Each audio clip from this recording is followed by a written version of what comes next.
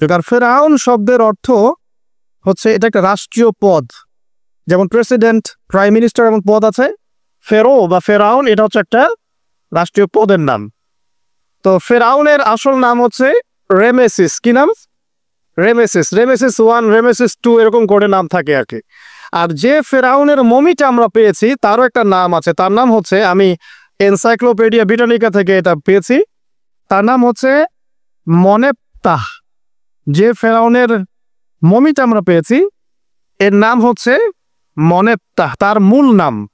তাকে রেমেসিস বলা হতো, আর তার টাইটেল হচ্ছে ফেরো বা ফেরাউন। ঠিক আছে? এখন এই ফেরাউনদের সময় ইউসুফ আলাইহিস সালামের রেখে যাওয়া সেই যে বনু ইসরাইল, এরা আর উন্নত জীবনযাপন করতে পারল না। তারা দাসত্বের শৃঙ্খলা আবদ্ধ হল, তাদের উপর জুলুম নির্যাতন শুরু হতে লাগলো।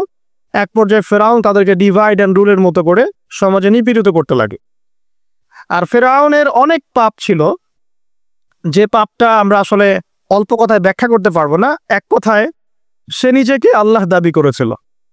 তারপরে সে সমাজের মধ্যে শিরকের প্রচলন ঘটাতো। সে কন্যা সন্তানদেরকে জীবিত রাখতো, পুত্র সন্তানদেরকে হত্যা করে ফেলত। সে সমাজের মানুষদেরকে বিভক্ত করত, দুর্বলের উপর সবলের অত্যাচার চালাতো।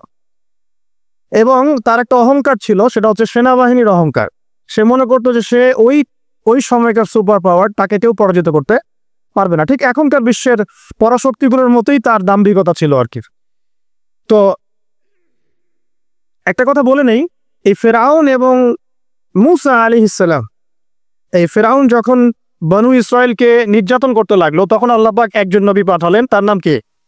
মূসা আলাইহিস সালাম।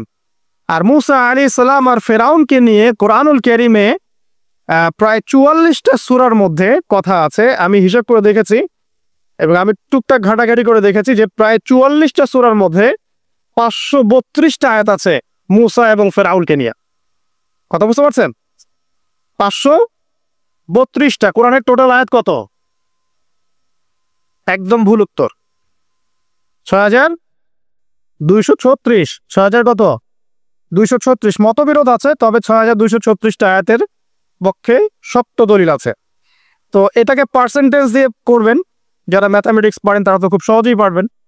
তো পার্সেন্টেজ করলে দেখবেন যে 8.53% আয়াত মূসা এবং ফেরাউনকে নিয়ে। 100%-এর মধ্যে প্রায় 8.5 বা 9% আয়াত কাকে নিয়ে? মূসা এবং ফেরাউনকে। এমনি এমনি তো আল্লাহ পাক এই কাজটা করবেন না নিঃসন্দেহে। এই ঘটনার মধ্যে যে শিক্ষাগুলো আছে এটা আমাদের জন্য সবচেয়ে বেশি ইম্পর্টেন্ট। এই জন্য এত বেশি আয়াত নাজিল করা হয়েছে।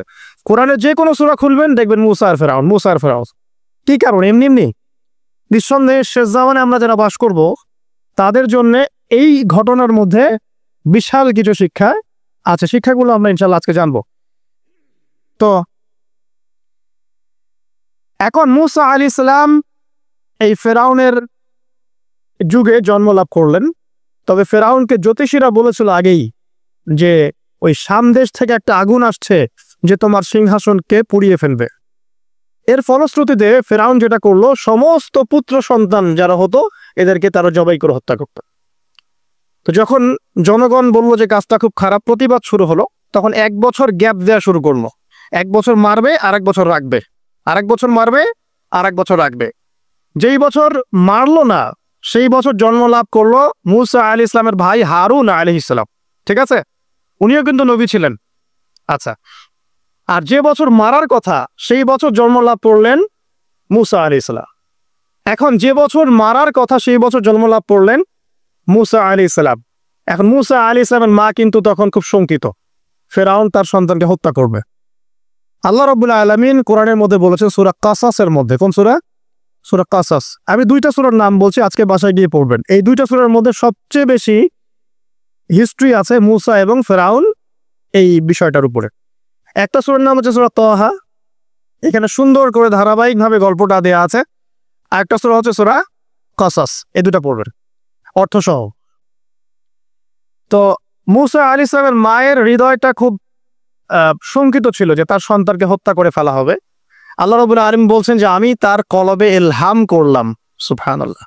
আল্লাহ পাক তার মায়ের কলবের মধ্যে ইলহাম, মানে কি? ইলহাম হচ্ছে আল্লাহর পক্ষ থেকে প্রত্যাদেশ না, ওহী না, কিন্তু একটা বুঝ বা একটা নূর, একটা তাজাল্লি, একটা বাসিরা ঢেলে দেওয়া।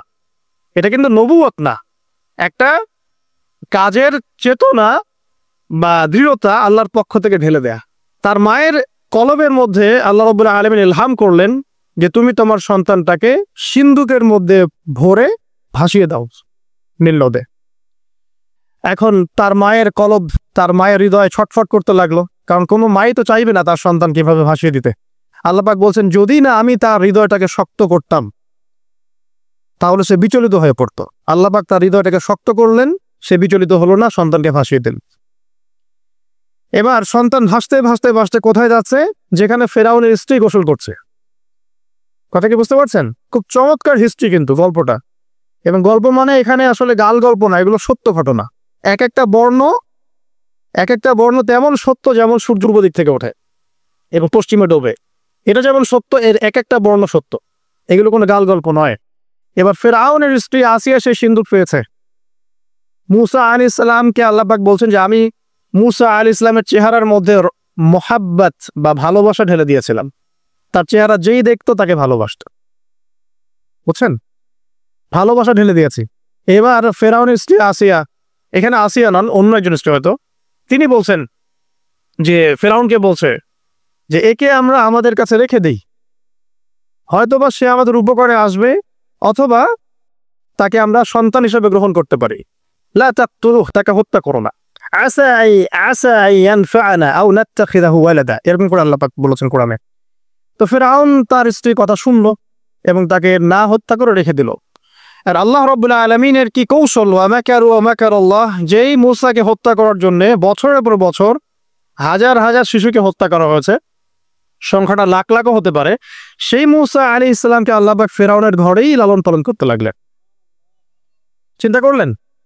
এবার মূসা আলাইহিস সালাম যখন যুবক হলেন, আমি সংক্ষিপ্ত করছি, যখন যুবক হলেন তখন একদিন দেখলেন যে রাস্তায় দুজন ব্যক্তি ঝগড়া করছে। সূরা কসসের মধ্যে আছে, ফাইটিং, স্ট্রিট ফাইট। তো একজন ব্যক্তি হচ্ছেন বনু ইসরাইলের, আরেকজন হচ্ছে ফেরাউনের সেনাবাহিনীর। এখন মূসা আলাইহিস সালাম কার পক্ষ নেবেন? তিনি বনু ইসরাইলের পক্ষ নিলেন। তিনি গিয়ে তাকে বাঁচানোর চেষ্টা করলেন এবং শুধু একটা ঘুষি দিয়েছেন, ফাওয়াকাযাহু, একটা ঘুষি, ফাকাদা আলাইহি, এবং এই একটা ঘুষিতেই সেই ব্যক্তি ডেড। এটা কোরআনে আছে, সূরা কসসে। তার মানে কোরআন দলিল দিচ্ছে যে মানুষের বডিতে এমন এমন পার্টস আছে, এমন এমন জায়গা আছে যেখানে একটা ঘুষি মারলেও মানুষ মারা যেতে পারে। কি বুঝলেন? যারা মার্শাল আর্ট শিখেছেন বা শিখছেন তারা এটা আরো ভালো বুঝবেন। মানুষের এই বডিতে এমন অনেকগুলো জায়গা আছে, 7টা বা 8টা বা 10টার মতো, যেখানে একটা ঘুষি দিলেও মানুষ মরতে পারে। তো ভালো কিছু শিখেন, শিখলে ঠিক আছে। টিকটক প্রজন্ম না হয়ে আর এই মোবাইলে লুডু না খেলে ভালো কিছু শেখেন, ইনশাআল্লাহ কাজে দিবে। আত্মরক্ষা শেখা খারাপ? আচ্ছা, তো তবে দাড়ি টুপি নিয়ে শিখতে চান না, সমস্যায় পড়তে পারে। তো এখন একটা ঘুষিতে সে ব্যক্তি মারা গেল। তারপরের দিন আবার দেখা গেল যে ওই ব্যক্তি যাকে তিনি বাঁচিয়েছেন সেই ব্যক্তি আর আরেকজন সেনাবাহিনীর সদস্য আবার মারামারি করছে। এবার মূসা আলাইহিস সালাম বললেন যে তুমি তো একটা বোকা মানুষ। এবার সে আবার চড়াও হতে শুরু করলো মূসা আলাইহিস সালাম, কিন্তু এবার একজন ব্যক্তি এসে তাকে বললেন যে গতকাল তুমি কিন্তু একজনকে হত্যা করেছো এক ঘুষিতে, আজকে আবার তুমি এই কাজ করতে যাচ্ছ, তুমি তো এখানে স্বৈরাচারের মতো আচরণ করছো। মূসা আলাইহিস সালাম তখন আল্লাহর কাছে ক্ষমা চাইলেন, বললেন ইন্নাহু হাযা মিন আমালিশ শাইতান, এটা তো শয়তানের মতো কাজ, শয়তানের কাজ হয়ে গেল। রব্বিগফিরলি, আল্লাহ আমাকে মাফ করে দিন। ফাগফারাল্লাহ, আল্লাহ পাক বলছেন আমি তাকে মাফ করে দিলাম।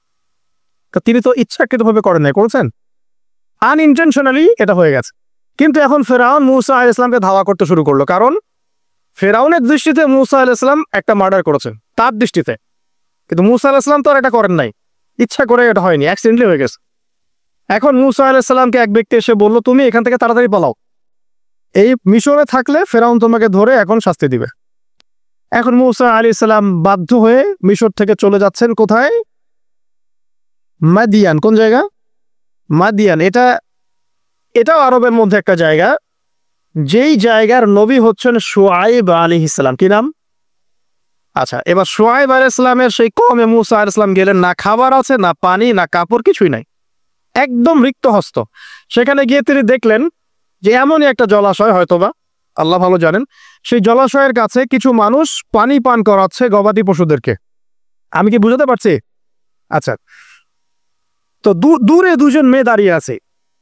এই দুজন মেয়ে অনেকক্ষণ থেকে দাঁড়িয়ে আছে, তারা পানি পান করতে পারছে না। মুসা আলাইহিস সালাম অনেকক্ষণ থেকে অবজার্ভ করছেন যে মেয়ে দুটো পানি পান করাতে পারছে না গবাদি পশুদেরকে। তিনি প্রথমে একটু অস্বস্তি বোধ করলেন, তারপরে আবার গেলেন তাদের কাছে, গিয়ে বললেন কি সমস্যা। তখন সেই মেয়েরা বলল, যতক্ষণ পর্যন্ত আমার কওমের লোকেরা এখান থেকে সরে যায় না, ততক্ষণ আমরা পানি পান করাতে পারি না, কারণ আমরা দুর্বল, মেয়ে মানুষকে টাইম দিচ্ছে না আর কি। আর এদিকে আমাদের বাবা অত্যন্ত বৃদ্ধ মানুষ, বাসায় পড়ে আছেন একা। তখন মুসা আলাইহিস সালাম যুবক ছিলেন এবং তিনি কিন্তু শক্তিশালী ছিলেন, কওয়িউ নামি, বিশ্বস্ত এবং শক্তিশালী। ওই যে এক ঘুষিতে মানুষ মারা মানুষ, কি মনে করছেন? তো তিনি এবার ওই গবাদি পশুদেরকে নিয়ে এসে পানি পান করালেন।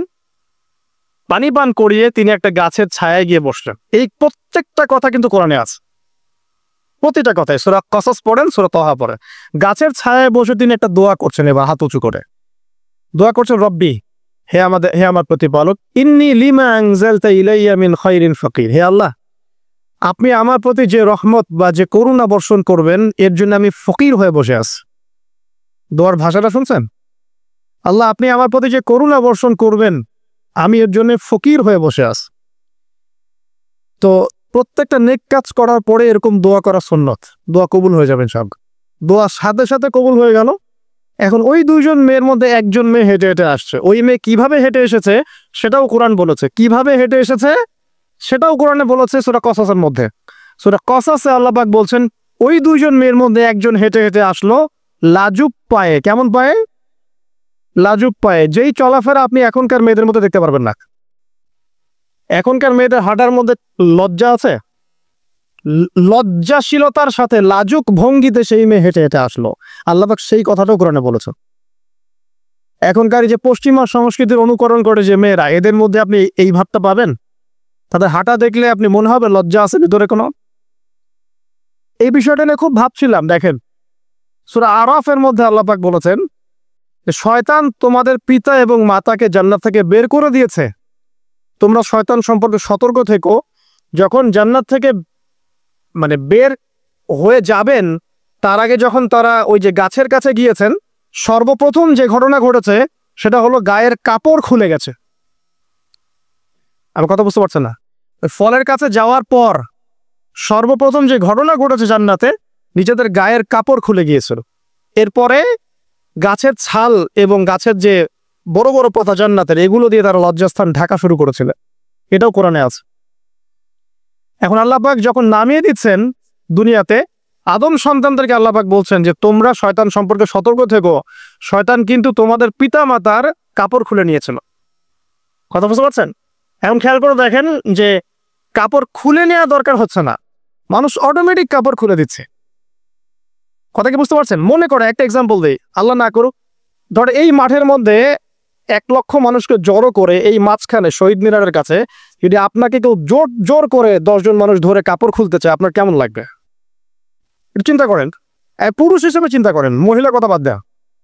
আপনি তো পুরুষ, আমাদের কি ভালো লাগবে? আমাদেরকে যদি বলে যে মেরে ফেলবো অথবা কাপড় খুলতে হবে, কোনটা নিবা? আপনি বলবেন হয়তো মেরে ফেলতাও ভালো, তাই না? তাহলে ওই মানুষদের কথা চিন্তা করেন যারা ইচ্ছায় স্বেচ্ছায় লক্ষ লক্ষ মানুষের সামনে কাপড় খুলে ফেলছে। কেউ বাধ্য করছে না, কোনোভাবেই কেউ বাধ্য করছে না, নিজের ইচ্ছায় পুরুষ না নারী কাপড় খুলে ফেলছে। মিউজিক ইন্ডাস্ট্রি বলেন, ফিল্ম ইন্ডাস্ট্রি বলেন, এই যে এখনকার যে শোজ গুলো বলেন, হাওয়ায় তো মারতেছে দেশ এখন, তাই না? তো এই যে বিষয়গুলো দেখছেন, গেট আপ, ড্রেস কোড, মানুষ কি এটাকে জোর করে খুলে নিয়েছে গা থেকে?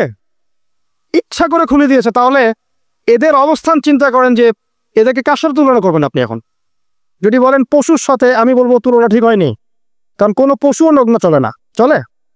কোনো পশু নগ্ন চলে না। তুলনা একটা জাতির সাথে করতে পারেন। ওই যে ব্রাজিলের আমাজন জঙ্গল আছে, ওখানে দেখবেন কিছু কবিলা আছে যারা সমাজ থেকে টোটালি ডিটাচড, যারা না কাপড় কেমন করে পড়তে হয়, সভ্যতা কি, সংস্কৃতি কি, ন্যায় কোনটা অন্যায় কোনটা, ওদের গেট আপ গুলো দেখবেন, এদের গেট আপ গুলো দেখবেন সেম। তাহলে এদের আদর্শ কোথায়?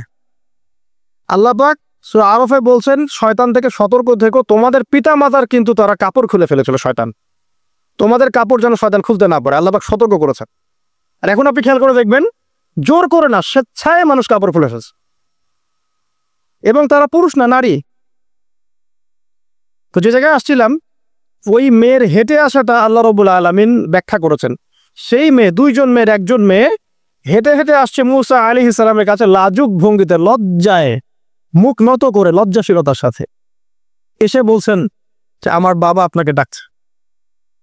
তার বাবাকে? শুআয়ব আলাইহিস সালাম, আমার বাবা আপনাকে ডাকছে। এবার তিনি গেলেন শুআয়ব আলাইহিস সালামের কাছে, গিয়ে তার কিসসা বা কাহিনীটা বললেন। শুআয়ব আলাইহিস সালামও কিন্তু একজন নবী এবং জবরদস্ত নবী। বলে রাখি, শুআয়ব আলাইহিস সালামের কওম সর্বপ্রথম সেই কওম যাকে ভূমিকম্প দিয়ে ধ্বংস করা হয়েছিল। সর্বপ্রথম পৃথিবীতে ভূমিকম্প দিয়ে যে কওমকে ধ্বংস করে দেওয়া হয়েছে সেটা হচ্ছে শুআয়ব আলাইহিস সালামের কওম। আর তিনটা বড় বড় ভূমিকম্প আমাদের সামনে অপেক্ষাও করছে শেষ জামানায়। তিনটা হবেই, একটা পৃথিবীর পশ্চিম দিকে, একটা পৃথিবীর পূর্ব দিকে। আর পূর্ব দিক বলতে কিন্তু আমাদের দিক, Indonesia, Malaysia, Bangladesh, Pakistan, Sri Lanka, India, এই পুরো জায়গা হচ্ছে পূর্ব দিক। আর পশ্চিমা সভ্যতা তো বোঝেন পশ্চিম কোন দিকে। আরেকটা হবে পৃথিবীর মাঝখানে। মাঝখান কোনটা? এই যে জাজিরাতুল আরব, এখানে একটা হবে। এটা হবেই, কোনো বিজ্ঞানী ঠেকাতে পারবে না। তো শুআয়ব আলাইহিস সালামের কওম সেই কওম যাকে ভূমিকম্প দিয়ে ধ্বংস করা হয়েছিল। তো এখন মূসা আলাইহিস সালাম তার কাছে গিয়ে তার ঘটনাগুলো বললেন। শুআয়ব আলাইহিস সালাম তাকে বললেন, ঠিক আছে, আমার মেয়ের একটা দাবি, আমার মেয়ে বলেছে যে তুমি হচ্ছ বিশ্বস্ত এবং শক্তিশালী, তোমাকে যেন আমি আমার কাজে নিয়োগ করি। আসলে মেয়ে বাবাকে ইঙ্গিত একটা মনের ভাব ব্যক্ত করেছে আর কি। তখন তার বাবা সেই ভাবটা বুঝতে পেরেছেন। তিনি বলেছেন, ঠিক আছে, আমি আমার এই মেয়ের সাথে তোমাকে বিয়ে দিব। শর্ত কি? শর্ত হচ্ছে তোমাকে 8 বছর আমার এখানে কাজ করতে হবে। 8 বছর? কত বছর? 8 বছর কাজ করার বিনিময়ে আমি তোমাকে আমার মেয়ের সাথে বিয়ে দিচ্ছি। আর যদি তুমি চাও তাহলে 10 বছর পূর্ণ করতে পারো। তো মূসা আলাইহিস সালাম বলেন, ঠিক আছে, আমাদের মাঝে আল্লাহ পাক সাক্ষী হিসেবে যথেষ্ট। এবার সেখানে মূসা আলাইহিস সালাম তার সংসার শুরু করলেন। 10 বছর অতিবাহিত হলো। তারপরে এখন মিশরে ফিরে যাওয়ার পালা। মূসা আলাইহিস সালাম তার স্ত্রীকে নিয়ে কোথায় যাচ্ছেন এখন? মিশর, তার হোম টাউন, ঠিক আছে, মাদারল্যান্ড। কিন্তু যাত্রা পথে তুয়া উপত্যকায় বিভিন্ন কিতাবে এসেছে তার স্ত্রীর প্রসব বেদনা শুরু হয়। তখন তিনি আগুন তালাশ করতে থাকেন। আগুন তালাশ করতে করতে আস্তে আস্তে তিনি এমন একটা জায়গার দিকে চলে যান, তুয়া উপত্যকায়, যেখানে দেখেন যে গাছের উপর আগুন জ্বলছে। এবং তখন আগুনকে ফলো করতে করতে হঠাৎ তিনি এক গায়েবী আওয়াজ শুনতে পান। আওয়াজটা হচ্ছে এমন, আমি একটু পড়ে শোনাই। আওয়াজটা হচ্ছে এমন যে, ইন্নী আনা রব্বুক ফাখলা'না আলাইক ইন্নাকা বিল ওয়াদিল মুকদ্দাস তুয়া। এই আওয়াজটা আল্লাহ পাকের। কার আওয়াজ?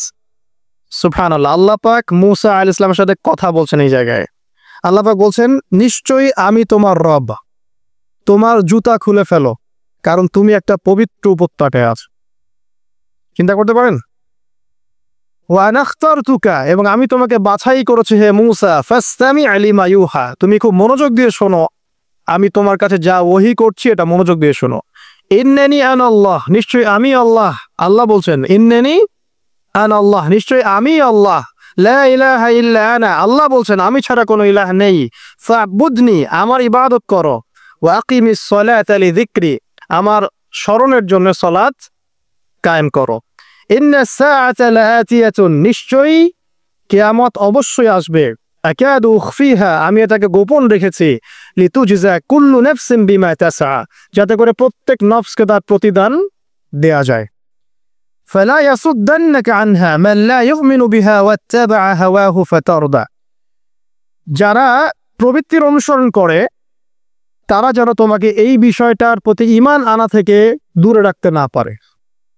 আল্লাহ পাক এই পর্যন্ত বললেন। এরপর আল্লাহ বলছেন, ওয়া মা তিলকা বিয়ামিনিকা ইয়া মূসা, মূসা তোমার ডান হাতে এটা কি? মূসা আলাইহিস সালাম বলছেন যে, ক্বালা হিয়া আসায়া, এটা আমার লাঠি। তার সাথে কি ছিল? একটা লাঠি। আতাওয়াক্কালু আলাইহা ওয়া আহুশু বিহা আলা গনামি ওয়া লি ফিহা মাআরিব উখরা। এই লাঠি দিয়ে আমি গাছের ডাল ছাটি, গবাদি পশুদেরকে চড়াই, এছাড়া আমি আমার বিভিন্ন কাজে লাঠি ব্যবহার করি। আল্লাহ পাক বলছেন ক্বালা আলকিহা ইয়া মূসা, মূসা এটা নিক্ষেপ করো দেখি, হাত থেকে ছুঁড়ে মারো। মূসা আলাইহিস সালাম ছুঁড়ে মারলেন, ফাআলকাহা, তিনি ছুঁড়ে মারলেন, ফাইযা হিয়া হাইয়াতুন তাসা, সাথে সাথে লাঠিটা ছোটাছুটি শুরু করলো সাপের মতো। অন্য সূরায় আছে এই দৃশ্য দেখার সাথে সাথে মূসা আলাইহিস সালাম উল্টা দিকে দৌড় দিয়েছিল। স্বাভাবিক, ভয় পাওয়া স্বাভাবিক। তো তখন আল্লাহ পাক বলেছিলেন যে তুমি ভয় পেও না, আমার কাছে নবীগণ ভয় পায় না। ঠিক আছে, অন্য সূরায় এগুলো আছে, আমি শর্ট করে বলছি। এরপরে আল্লাহ পাক বললেন ক্বালা খুযহা ওয়া লা তাখাফ, তুমি এটাকে ধরো, এটাকে ভয় পেও না। সানুঈদুহা সিরাতাহাল উলা, তুমি ধরা মাত্রই সেটা আবার লাঠিতে রূপান্তরিত হবে। আরেকটা কাজ করো, ওয়াদমুম ইয়াদাকা ইলা জানাহিক, তোমার হাতটাকে বগলের নিচে নিয়ে যাও। তাখরুজ বাইদা মিন গায়রি সু, এটাকে বের করো, তারপর দেখবে এটা স্বচ্ছ আলো প্রদান করবে। সুবহানাল্লাহ। বগলের মধ্যে হাত নিয়ে আসো, হাতটাকে বের করো, দেখবে হাত থেকে স্বচ্ছ আলো বের হবে। এই দুইটা মুজিজা আল্লাহ পাক তাকে দিলেন, আয়াতান উখরা, এটা আরেকটা নিদর্শন। তো এখানে কি হলো, মূসা আলাইহিস সালাম নবুয়ত পেলেন। শর্টকাট কি, মূসা আলাইহিস সালাম কি পেলেন? নবুয়ত পেলেন। নবুয়ত পাওয়ার সাথে সাথে আল্লাহ পাক তাকে দুটো মুজিজা দিলেন, একটা হচ্ছে লাঠি, আরেকটা কি, হাত বগল থেকে বের করলেই কি হবে, আলো বের হয়ে যাওয়া। এবার তার ডিউটি কি, আল্লাহ পাক ডিউটি দিচ্ছেন তাকে যে ইযহাব ইলা ফিরআউন ইন্নাহু তাগা, এবার তোমার কাজ হচ্ছে তুমি ফেরাউনের কাছে যাবে, কারণ ফেরাউন সীমা লঙ্ঘন করেছে। তখন মূসা আলাইহিস সালাম বললেন রব্বি ইশরাহ লি সদরি, আল্লাহ আমার বক্ষটাকে প্রশস্ত করে দিন। মানে আমার তো সেখানে যাওয়ার সাহস হচ্ছে না, আমি তো সেখানে ওদের দৃষ্টিতে একজন খুনের আসামি, ওদের দৃষ্টিতে ওরা তো আমাকে পেলে হত্যা করে ফেলবে। আল্লাহ পাক বলছেন কেল্লা, কখনো না, তারা তোমাকে হত্যা করতে পারবে না। তখন তিনি দোয়া করছেন, আল্লাহ আমার হৃদয়টাকে প্রশস্ত করে দিন, ওয়াইয়াসসির লি আমরি, আমার কাজকে সহজ করে দিন। ওয়াহলুল উকদাতাম মিন লিসানি, আমার লিসান, আমার জিহ্বায় জড়তা আছে আল্লাহ, এটাকে দূর করে দিন। ইয়াফকাহু কওলি, যাতে মানুষ আমার কথা বুঝতে পারে। এই দোয়া করলেন, কবুল হয়ে গেল। এবং আরো দোয়া করলেন যে ওয়াজআলনি ওয়াজিরাম মিন আহলি, আমার পরিবারের মধ্য থেকে একজন ওয়াজির দেন। ওয়াজির মানে সহায়ক, যেটা হচ্ছেন হারুন আলাইহিস সালাম, যাতে করে আমরা কি করতে পারি, বেশি বেশি আপনার জিকির করতে পারি এবং আমাদের কাজ সহজ হয়। আল্লাহ রাব্বুল আলামিন তার ভাই হারুন আলাইহিস সালামকেও নবুয়ত দান করলেন। দুজন মিলে এখন আল্লাহ পাক বলছে ইযহাবা ইলা ফিরআউন, তোমরা দুজন ফিরআউনের কাছে যাও, ইন্নাহু তাগা, সে সীমা লঙ্ঘন করেছে, তবে ফাকুলা লাহু কাওলান লাইয়িনা, তার সাথে নরম সুরে কথা বলো, লাআল্লাহু ইয়াতাযাক্কারু আও ইয়াখশা, হয়তোবা সে উপদেশ গ্রহণ করবে অথবা আল্লাহকে ভয় করতে পারে। তো ডিউটি দেয়া হলো যে তোমাদের কাজ এখন এটা, এবং তোমাদের ভয় পাওয়ার কোনো কারণ নাই, সে তোমাদের কোনো ক্ষতি করতে পারবে না। তার কাছে যাও, মুজিজা দেখাও, আল্লাহর দিকে দাওয়াত দাও, লা ইলাহা ইল্লাল্লাহ। যদি সে দাওয়াত কবুল করে আলহামদুলিল্লাহ, যদি না করে তাহলে আমি আল্লাহ তার জন্য যথেষ্ট। এবার শর্ট করে নিয়ে আসি, মূসা আলাইহিস সালাম সেখানে গেলেন, যাওয়ার পরে ফিরআউনকে দাওয়াত দিলেন। অন্য আয়াতে সে বলেছিল যে আনা রব্বুকুমুল আ'লা, আমি তোমাদের মহান রব। ঠিক আছে, তো মূসা আলাইহিস সালাম ব্যাখ্যা করলেন, আমি সেই রবের কথা বলছি যে রব আসমান সৃষ্টি করেছেন, জমিন সৃষ্টি করেছেন, যেভাবে তাওহীদের দাওয়াত দিতে হয় সব দিলেন। এরপরেও ফিরআউন সেটা গ্রহণ করলো না। তখন মূসা আলাইহিস সালাম বললেন, যদি আমি তোমাকে কোনো বড় নিদর্শন দেখাই তারপরেও কি বিশ্বাস করবে না? তখন ফিরআউন বলল যে দেখাও দেখি। তখন তিনি লাঠি ছুঁড়ে মারলেন, সাপ হয়ে গেল।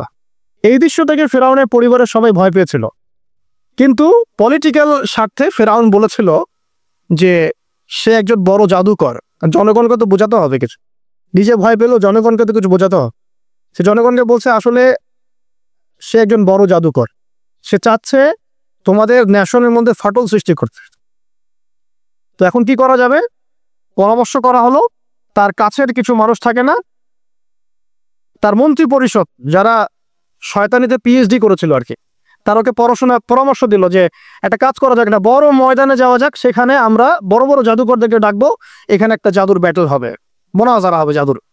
সব বড় বড় জাদুকরকে ডাকা হলো মিশরের, এবং বলে রাখি যে জাদুবিদ্যা কিন্তু সত্য, সুলাইমান আলাইহিস সালামের সময় থেকে এটা চলে আসছে। হারুত এবং মারুত ফেরেশতাকে কিন্তু এর মধ্য দিয়ে পরীক্ষা করা হয়েছে মানব জাতিকে। যাই হোক, তো জাদু থেকে বাঁচার জন্য কোরআন এবং সুন্নাহর যে দোয়া কালামগুলো আছে এগুলো নিয়মিত পড়বেন ইনশাআল্লাহ। আল্লাহ পাক আমাদেরকে হেফাজত করুন, আমিন। তো আমি শর্ট করছি। তো এবার জাদুকররা একদিকে, মূসা আলাইহিস সালাম একদিকে। তো মুসা আলাইহিস সালামকে তারা বলছে তুমি আগে ছুঁড়ে মারবে না আমরা ছুঁড়ে মারবো। মুসা আলাইহিস সালাম বলছে বেলাল তোমরা ছুঁড়ে মারো। তখন তারা যখন তাদের লাঠিগুলো ছুঁড়ে মারলো এগুলো সাপ হয়ে গেল। এটা কি চোখের ভেলকিবাজি ছিল? আল্লাহ পাক এই জাদুটাকে বলেছেন কোরআনে সিহরুন আযীম, বড় একটা জাদু করেছিল তারা।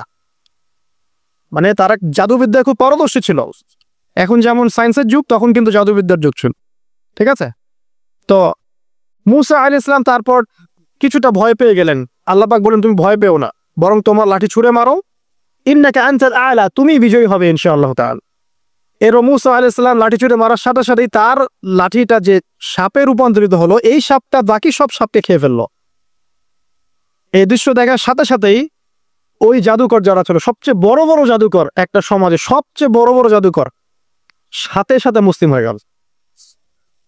বললো যে ক্বাল আমান্না বিরব্বি হারুন ওয়া মূসা, আমরা মূসা এবং হারুনের রবের প্রতি ঈমান নিয়ে আসলাম। তখন ফিরআউন বলল যে ও আচ্ছা, তাহলে ইন্নাহু কাবীরুকুম আল্লামাকুমুস সিহর, তাহলে মূসাই হচ্ছে তোমাদের লিডার, যে তোমাদেরকে জাদু শিখিয়েছে। তাহলে পলিটিক্যাল লোকজনের কথাগুলো এরকমই হয়, সত্য কখনো স্বীকার করতে যাবে না। তাহলে মূসাই মনে হয় তোমাদের চেয়ে বড় জাদুকর, তাহলে তোমাদের শাস্তি দিব এবার আমি। কি শাস্তি? ওই যে শুলদণ্ড দিয়ে ডান দিকের হাত বাম দিকের পা কেটে ফেললো। চিন্তা করতে পারেন, একদিকের হাত একদিকের পা কেটে শুলদণ্ড দিয়ে ঝুলিয়ে রাখলো। তখন এই জাদুকররা এমন একটা কথা বলেছে যেটা পড়লে আমাদের চোখ দিয়ে পানি পড়ে যায়। এই জাদুকররা বলেছিল যে তোমার যা ইচ্ছা তুমি তা করো, ফাকদি মা আনতা ক, তোমার যা মনে চায় তাই করো। কথাটা শুনছেন? ফাকদি মা আনতা ক, তোমার যা মনে চায় তাই করো। কিন্তু আমরা ইন্না আমান্না বিরব্বি হারুন ওয়া মূসা, আমরা মূসা এবং হারুনের রবের প্রতি ঈমান এনেছি। আশা করা যায় যে আমরা এই ঈমান আনার ফলে সারা জীবন জাদুবিদ্যা চর্চা করে যে পাপ করেছি, আল্লাহ পাক সব পাপ মাফ করে দিবেন ইনশাআল্লাহ। দেখেন, একটা সেজদা না করেও তারা জান্নাতে চলে গেল। দেখলেন, তারা কিন্তু নামাজ পড়তে পারে নাই, সুযোগ হয়নি, রোজা রাখতে পারে নাই, যাকাত দিতে পারে নাই, শুধু খালেস ঈমান যে না আল্লাহকে চিনেছি, আল্লাহ ছাড়া কোন ইলাহ নাই, আল্লাহ ছাড়া কাউকে পরোয়া করি না, আল্লাহই সবকিছু। তারপরে তাদেরকে ফাঁসি দেওয়া হলো, হাত পা কেটে ফেলা হলো, জান্নাত। এই ঘটনাটা পড়বে তহার মধ্যে আছে। যাই হোক, এখন এভাবে যখন মূসা আলাইহিস সালামকে পরাজিত করতে পারলো না, মূসা আলাইহিস সালাম তাদেরকে সময় দিলেন, তওবা করে ফিরে আসো, আল্লাহ পাক মাফ করে দিবেন। কিন্তু ফেরাউন এবং তার দলবল এগুলো সহ্য করলো না, বরং ফেরাউন টিটকারি করছিল, এই হামান তুমি আছো? হামান বলছে হ্যাঁ আছি, আমার জন্য একটা বড় প্রাসাদ নির্মাণ করো, ইট পোড়াও, আমার জন্য উঁচু প্রাসাদ তৈরি করো, যাতে আমি উকি মেরে দেখতে পারি মূসার রব কোথায় আছে। কথা বুঝতে পারছেন? আমার কাছে মনে হয় হয়তোবা, আল্লাহু আ'লাম, হয়তোবা এই আয়াতটা মিশরের পিরামিডের দিকে ইঙ্গিত করছে, হয়তোবা, আমি জানি না সঠিক, আমি মানে 100% নিশ্চিত ভাবে বলতে পারবো না, কিন্তু আমার কাছে মনে হয় হয়তোবা এটা সেই সময়কারী ঘটনা যে হামান ইট পুরাতে থাকো, ইট এবং পাথর পোড়াও, উঁচু উঁচু উঁচু একদম সর্বোচ্চ কিছু তৈরি করো, প্রাসাদ তৈরি করো, যাতে করে আমি তার উপরে উঠে মূসার ইলাহকে দেখতে পারি। এটা কার কথা ছিল? ফেরাউনের। এটা করাও হয়েছে। এরপরে 9টা আযাব আল্লাহ পাক দিয়েছেন। কয়টা? 9টা। একবার সতর্ক করা হয়, যদি না শুনে আল্লাহ পাক আযাব দিলে রক্তের সমস্ত পানি রক্ত হয়ে গেল। এবার ফেরাউন এবং তার লোকজন এসে বলে আমরা তওবা করব, মূসা তুমি দোয়া করো আল্লাহর কাছে, আল্লাহ যেন সরিয়ে দেয়। মূসা আলাইহিস সালাম দোয়া করেন, আযাব সরে যায়, তারা আবার নাফরমানি শুরু করে। কথা বুঝতে পারছেন? তারপরে আযাব আসলো ব্যাঙের, সবখানে ব্যাঙ দিয়ে ভর্তি। তারপরে আবার তওবা করার প্রত্যয় ব্যক্ত করলো, তওবা করলো না, আবার আযাব। এরপরে আযাব উকুনের, কিসের? উকুন। এভাবে একটা একটা করে আসতে থাকলো। এবার প্লেগ, তারপর ফড়িং। প্লেগ এমন ভাবে এসেছিল যে একদিনেই 70,000 মানুষ মারা গেছে। এভাবে 9টা আযাব আল্লাহ পাক দিলেন, কিন্তু ফেরাউন কিছুতেই ঈমান আনলো না। এবার সবশেষ পালা। সর্বশেষে মূসা আলাইহিস সালাম বললেন যে বনু ইসরাইলকে আমার সাথে যেতে দিবা কিনা সেটা বলো। তো এখন যেহেতু অনেক মানুষ মারা যাচ্ছে প্লেগে, সবশেষে গিয়ে মূসা আলাইহিস সালামের কাছে ফেরাউন এবং তার এই যে হামান, কারুন, যারা ছিল, এরা নমনীয় হলো এবং বলল ঠিক আছে, তোমরা বনু ইসরাইলকে নিয়ে এখান থেকে বের হয়ে যাও, মিশরে আমরা আর কোনো আপদ চাই না, তোমরা চলে যাও এখান থেকে। এবার যখন মূসা আলাইহিস সালাম এবং বনু ইসরাইল এখান থেকে বের হয়ে যাচ্ছেন, বলা হচ্ছে তাদের সংখ্যা ছিল প্রায় 30 লক্ষ, কেউ বলেছেন 40 লক্ষ। সংখ্যাটা ফ্যাক্ট না, বনু ইসরায়েলের একটা বড় কম ছিল, 10 থেকে 20% মানুষ মিশরের বনু ইসরায়েল ছিল। তারা এখন বের হয়ে যাচ্ছেন রাতের অন্ধকার শেষ হয়ে ফজরের সময়। ফেরাউনের মাথায় আবার শয়তানি চাপলো।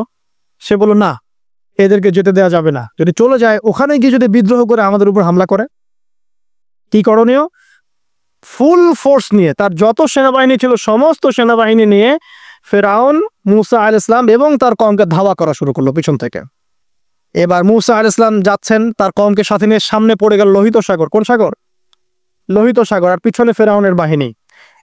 এরকম একটা অবস্থায় মূসা আলাইহিস সালামের কওমের কিছু মানুষ বলেছিল, ইন্না লামুদরাকুন, হে মূসা, আমরা তো ধরা পড়ে গেলাম, আমরা তখন যেতে পারবো না, সামনে সাগর পিছনে ফেরাউন। এই সময় মূসা আলাইহিস সালাম একটা কথা বলেছিলেন, এই কথাটা যে বলতে পারবে বিপদের সময়, আল্লাহ পাক তার সাথে থাকবেন ইনশাআল্লাহ। মূসা আলাইহিস সালাম বলেছেন কাল্লা, ওইরকম একটা অবস্থা তিনি বলছেন কাল্লা, কখনো নয়। ইন্না রব্বি মাইয়া সাইয়াহদিন, আমার রব আমার সাথে আছেন, তিনি আমাকে পথ দেখাবেন। কথা বুঝতে পারছেন? বাস আল্লাহ পাকের সাহায্য নেমে আসতো। তিনি বললেন, লাঠি ছুঁড়ে মারো।